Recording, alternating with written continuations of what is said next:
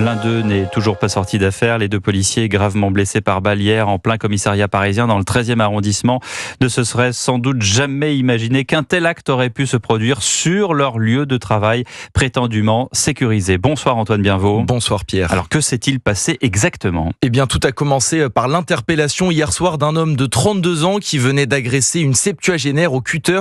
Très agité, l'individu a été conduit dans le commissariat du 13e arrondissement. Les policiers lui ont alors fait faire un éthylotest et c'est à ce moment-là que l'homme s'est emparé de l'arme avant de faire feu sur deux fonctionnaires.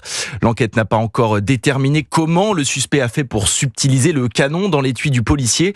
Mais une chose est sûre, une fois l'arme en main, il était très facile pour lui de s'en servir, comme l'explique Denis Jacob, secrétaire général du syndicat Alternative Police. Les armes qu'on porte aujourd'hui, les sixeurs, il y a toujours une cartouche chambrée, obligatoirement. Chambrée, ça veut dire qu'elle est déjà dans le canon et qu'il suffit d'appuyer sur la détente pour que le coup parte. Et après, vous pouvez l'utiliser d'affilée, tirer 12 coups, voilà, clairement.